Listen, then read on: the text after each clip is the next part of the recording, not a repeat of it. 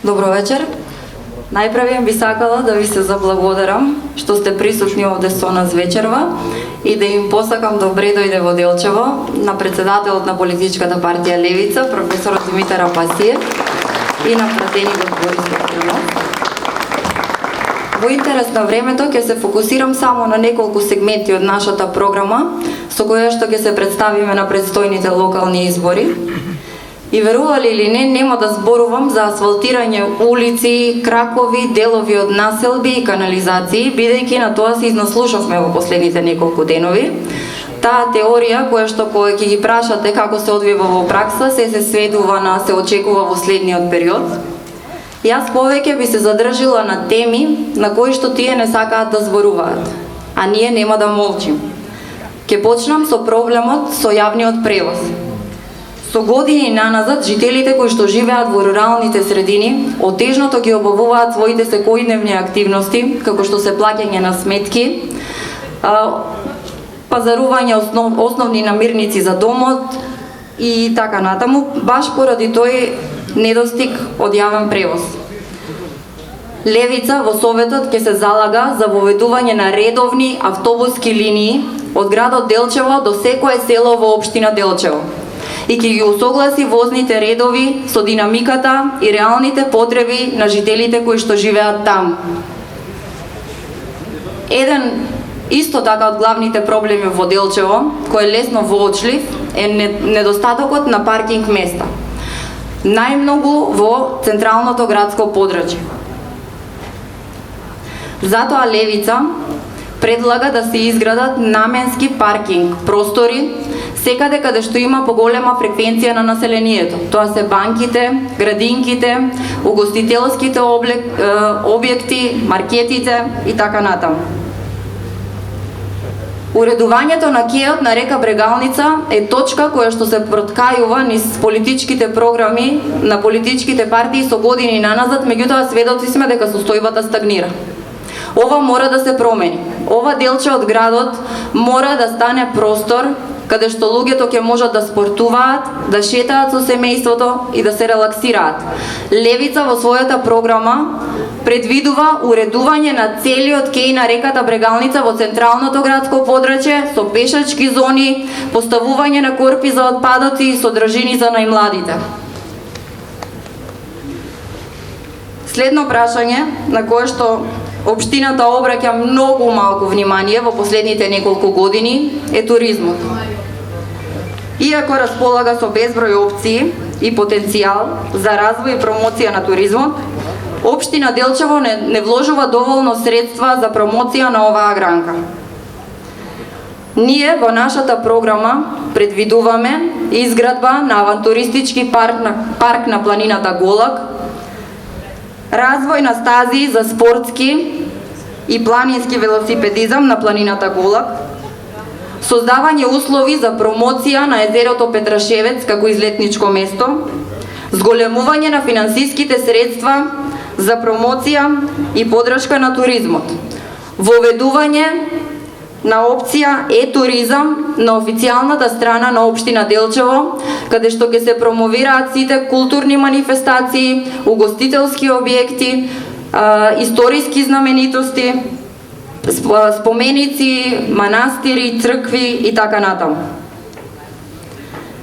Сега ова е мојата омилена тема. Социјална заштита.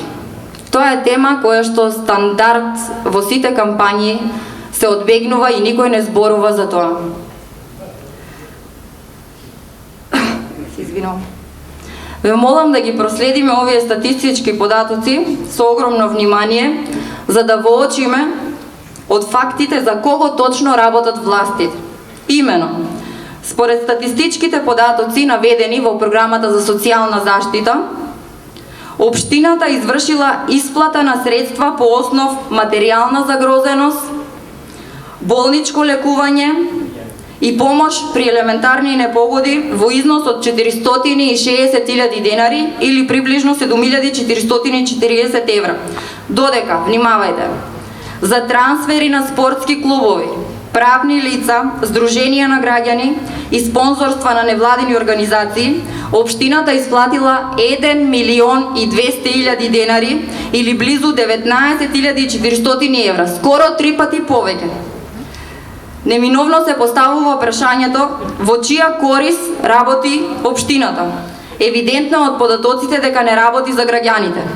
Затоа во нашата програма предвидуваме бесплатни курсеви за странски јазици и компјутери за деца од посиромашните семејства, целосно покривање на финансиските трошоци за екскурзија на децата кои доаѓаат од социјално загрозени семејства, еднократно отпишување на долговите за неплатена вода кај јавното комунално предпријатие Брегалница и повлекување на сите тужби за неплатени сметки против најсиромашните граѓани, доделување парична помош за покривање на трошоци за болничко лекување и операција, се разбира оние кои не ги покрива фондот, на лица со најтешки заболувања, воведување на програма за заштита од енергетска сиромаштија, воведување на посебен интервентен јавен фонд за социјално загрозени семејства.